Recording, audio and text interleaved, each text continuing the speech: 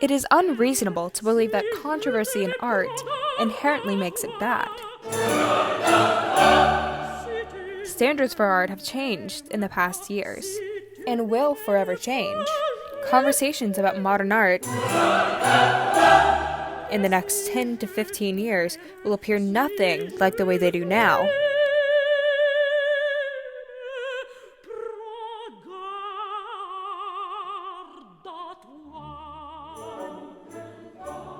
In March of 1986, Gerard Jan van Bladeren walked up to Who's Afraid of Red, Yellow, and Blue 3 with a box cutter.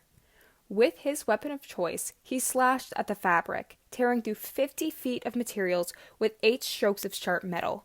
The metal warmed by his hand became a painter's brush, displaying his and his community's hatred of 3 simple colors.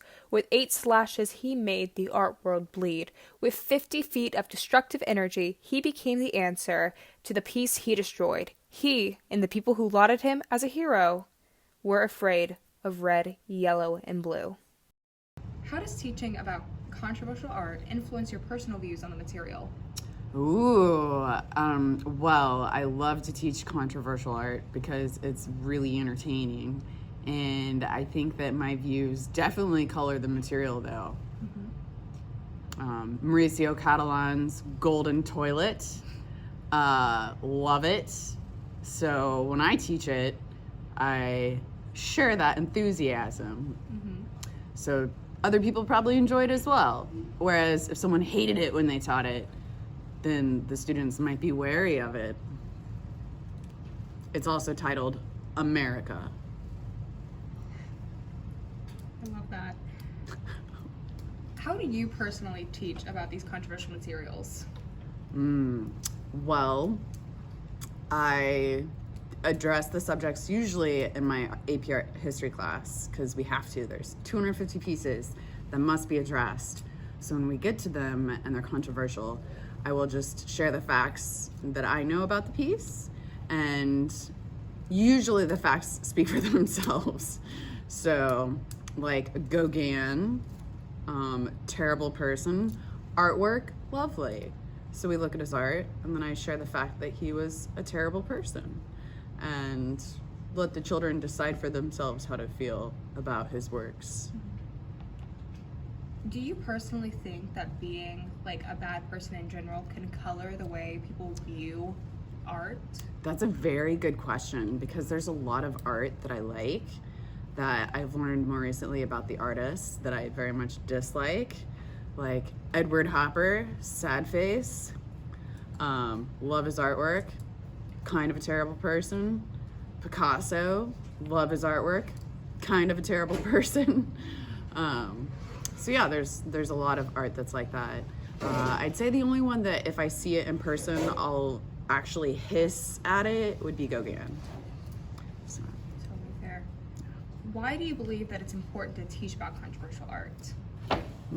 Well, because art is the highest example of human creation and creativity.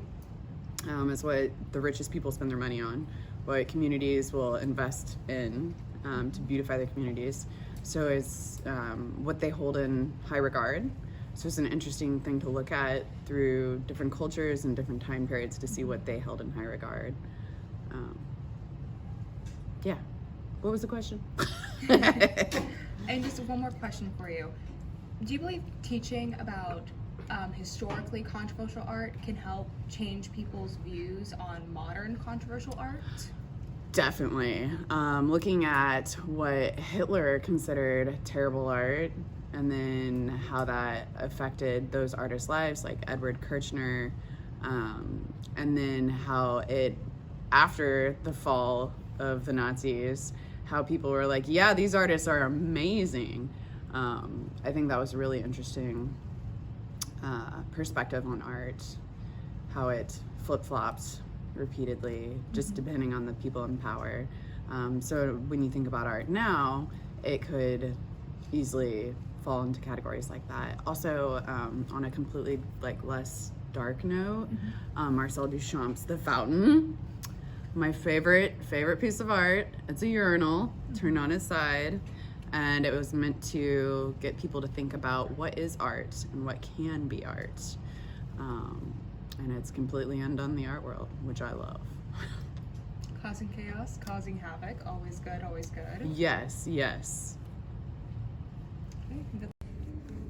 While the actual painting of Who's Afraid of Red, Yellow, and Blue 3 died that day, a conversation surrounding the meaning of the artwork itself was elaborated upon. While not being born that day, we now have a truer meaning of Who's Afraid of Red, Yellow, and Blue.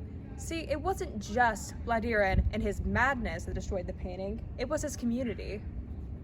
Madame X, or Portrait of Madame X, is the title of a portrait painting by John Singer Sargent of a young socialite, Virginie Amélie Avenel Gautreau, wife of French baker Pierre Gautreau.